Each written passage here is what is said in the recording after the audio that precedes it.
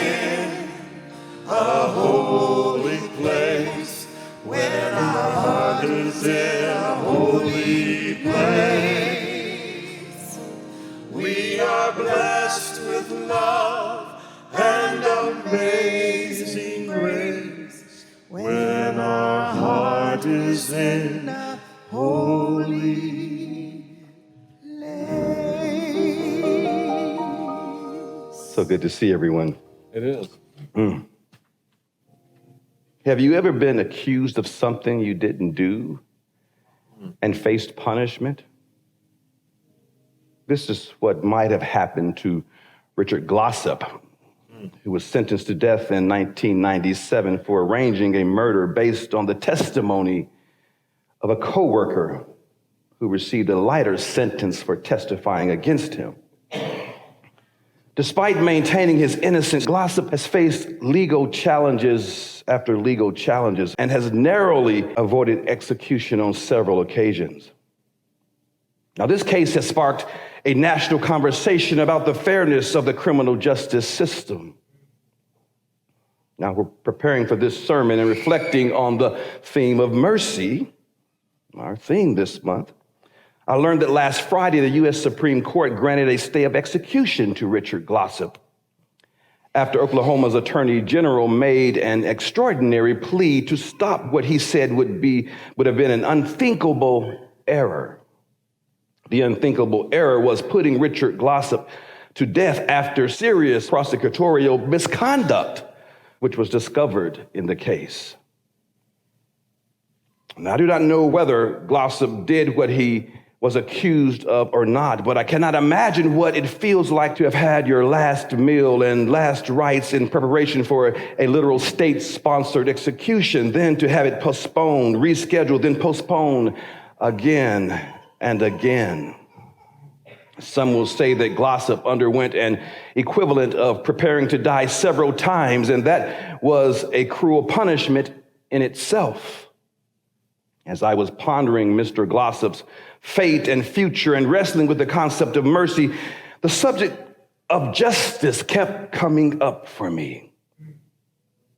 But most of us understand the concept of justice that is associated with fairness, impartiality, and the idea that people should be held accountable for their actions. It is important because it helps to maintain order and stability in society.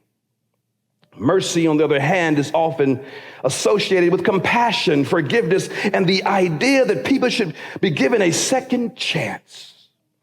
It is the act of showing kindness or leniency to someone who has done wrong, even if they do not deserve it, especially when they don't deserve it. Mercy is important because it allows for the possibility of redemption and can help to promote healing and reconciliation. But although numerous philosophies and faith traditions hold mercy in high regard, it is becoming a less popular or desired attribute. In their book, The Decline of Mercy in Public Life, authors Alex Tuckness and John Parrish propose that mercy as a public held and practiced virtue has been steadily depreciating, at least over the last 50 years, but possibly quite longer. According to them, mercy has increasingly become paradoxical in nature, almost odd and difficult to grasp in most contexts. And besides that, there is very little consensus on what mercy really means and how it applies. Political clemency, they argue, is becoming growingly unpopular, and many of those in power to grant pardons do so only by the end of their political careers, when it's expedient for them to do so. I ask, but do we need mercy any longer? Is it a tired, worn out clause? I know me even talking about mercy is making some of you feel a little itchy. It's our theme, so you're going to be scratching all month. But sometimes I just want people to get what's coming to them. And I may be even tempted to say on a very rare occasion to somebody particularly deserving, karma, baby. An eye for an eye. Don't act like I'm the only one either. That you've said something strange. Ministers are not supposed to think like that. None of us should think like that. All right, y'all with me? All right. But while most of us will say that we don't believe in an eye for eye, we do want justice to right what's wrong. Certainly, we've heard the saying, an eye for an eye leaves the whole world blind. Granting forgiveness to someone who has personally hurt us may be more challenging than granting a pardon to an inmate. It's natural to desire some form of retribution, but seeking revenge only serves to perpetuate a cycle of violence. Ultimately, the decision of whether mercy or justice should prevail depends on the specific circumstances of each situation. It is up to the individuals and society as a whole to weigh the competing values and make the best decision possible. With that said, I believe that mercy matters now more than ever. I recall the biblical story of the woman taken in adultery in John's Gospel, chapter 8, verse 6 through 7. The teachers of the law and the Pharisees had brought a woman to Jesus who had been caught in adultery. They made her stand before the group and said to Jesus, "Teacher, this woman was caught in the act of adultery. In the law, Moses commanded us to stone such a woman. Now, what do you say?" Now, they were using this question as a trap in order to have a basis for accusing him. This story bothers me a bit because I always wondered where was the man who was caught in adultery with the woman? But I digress. That's a sermon for another day. But Jesus just ignored them while writing in the sand. So when they continued asking him, he finally gave them his attention and said to them, "He that is without sin among you, let him cast the first stone." And one by one, those who had been there to condemn and to execute the woman walked away.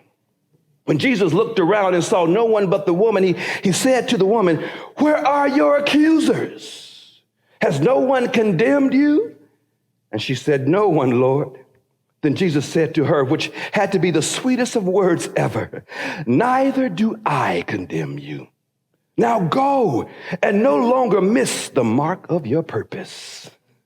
His example and work still speaks to us, calling us to be agents of mercy. And if we don't lean toward mercy, what will we become? It was reported that ex-Fox News anchor Tucker Carlson was not let go because of the nearly $1 billion payout due to his lies, but because of a text message where he is describing an online video of a group of Trump supporters beating a protester. It was 3 against 1, he says. It was 3 against 1, at least, Carlson wrote to an unidentified producer. Jumping a guy like that is dishonorable, obviously. It's not how white men fight. Yet suddenly I found myself rooting for the mob against the man, hoping they'd hit him harder, kill him. I really wanted them to hurt that kid. I could taste it. Soon after, an alarm went off in my brain, Carlson said, telling his producer he realized that he was becoming something he didn't want to be. Something he didn't want to be. Now, this is so far from where any member of the human family should be. And yet this man who has millions of followers admitted to falling prey to the hateful ideology he himself helped propagate. Now, it is my prayer that as he goes further, he will no longer miss the mark of his purpose. In the end, even someone who has fanned hatred and division and is so undeserving of mercy should nevertheless have it. That's the conundrum. As people of faith and conscience, we are not called to seek mere justice, but we're called to seek justice that is rooted in compassion, mercy, and a desire to heal and to restore. This doesn't mean that the person receiving mercy necessarily avoids justice or judgment. Mercy can simply mean that they do not receive the full extent of what is due to them. So what must we do in times like these?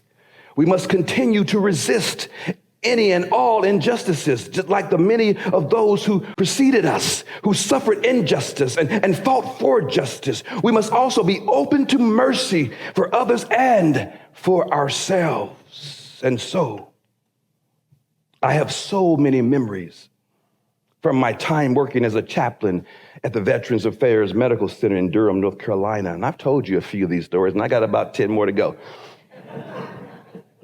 On many occasions, I found myself in some very unique situations. On one such occasion, I was working overnight as an on-call chaplain when about 10 o'clock, there was a knock on the chaplain's office door. For some of you, this story that I'm about to tell you may be difficult to hear or even triggering. And I apologize in advance, and I will choose my words carefully. But when I opened the door, there was an older gentleman in a wheelchair being escorted by his son.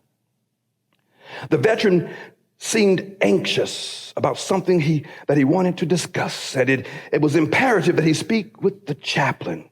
So his son indicated that he would leave us alone for a while for us to talk. And as we began, I learned that the veteran was in hospice and had only a short time left to live.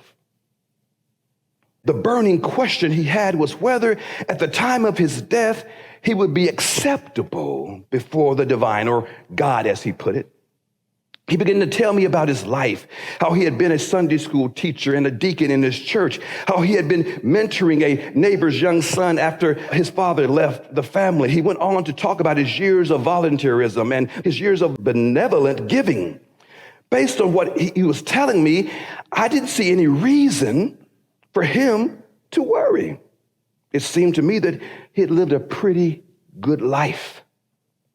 Certainly, he would be okay in the afterlife.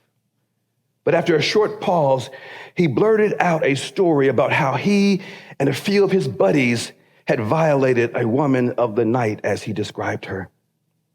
And I'm using kinder words. And there it was.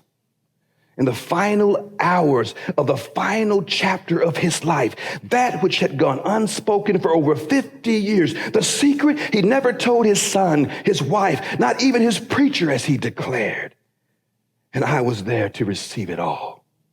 But in that moment, it seemed that all the pain from the past injustices and indignities that I have suffered came rushing in like a tidal wave. I began to feel angry and unsettled. And then it was almost as if I sensed her presence.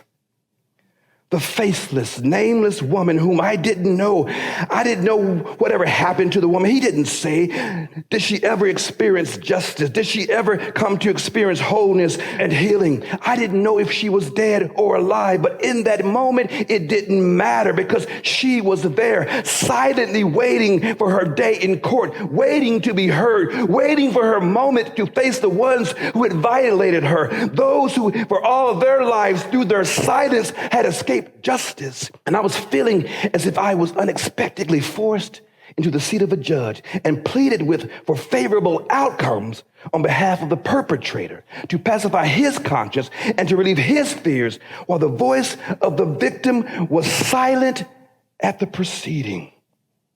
And she deserved justice without question.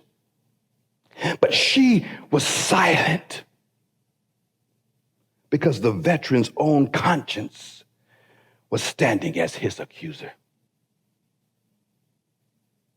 But there before me was the dying veteran, who in that moment needed something from me that he could not find in himself alone.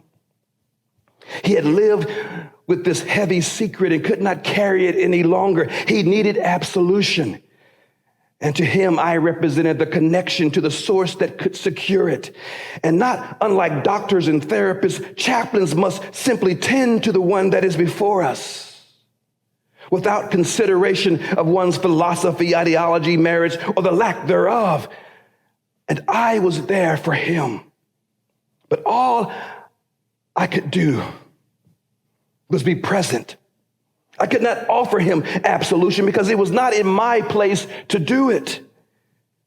So I simply took this man's hands and I leaned forward, looking him into his eyes, and I asked him, in the end, what is it that you hope for?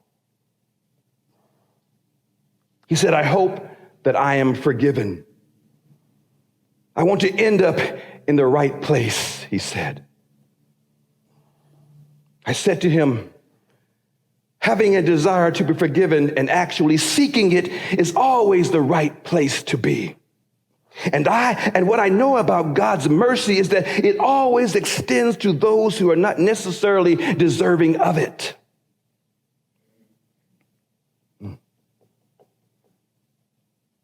And I said, it appears to me that your heart is in the right place. At that moment, he dropped his head and a single tear began to roll down his face. And it seemed that for a moment he just exhaled. Perhaps he was releasing all the fear, the guilt, the shame, the worry. I had offered him the only thing that was in my power to give. I offered him grace and a compassionate presence in the form of love and kindness. And not only did this help the veteran, I remember that when I took his hands, all the anger in me dissipated as well. There was a sense of overwhelming love that I felt for this individual and for the nameless woman who was very much still present. And then I was able to have compassion for myself, for feeling the way I felt. The veteran passed away a few days later. And I still remember his story.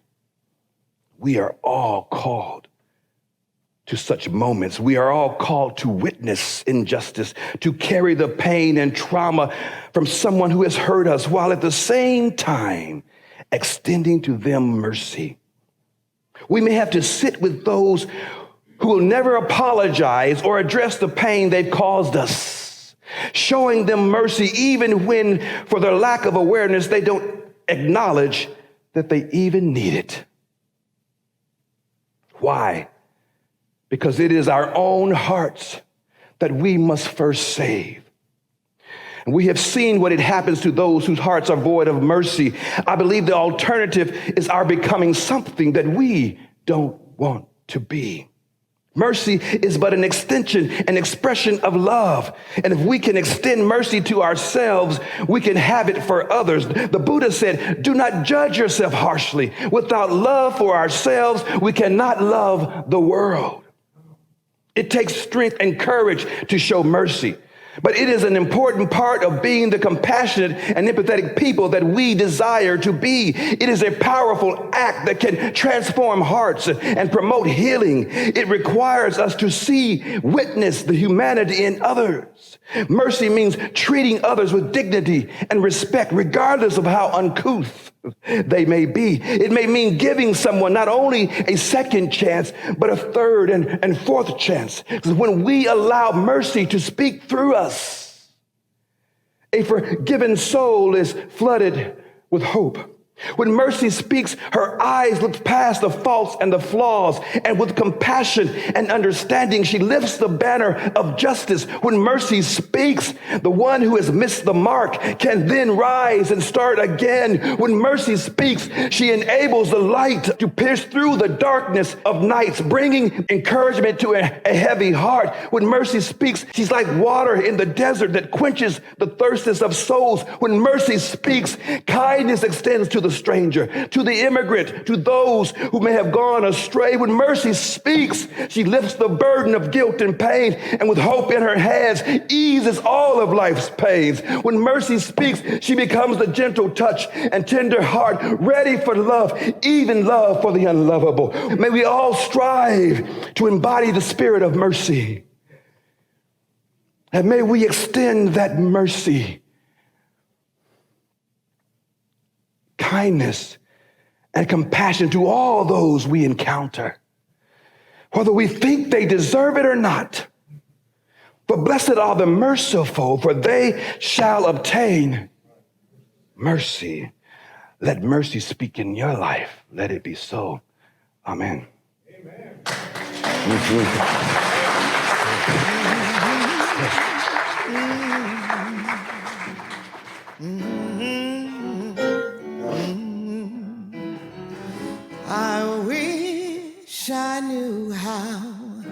it would feel to be free. I wish I could break all these chains holding me. I wish I could say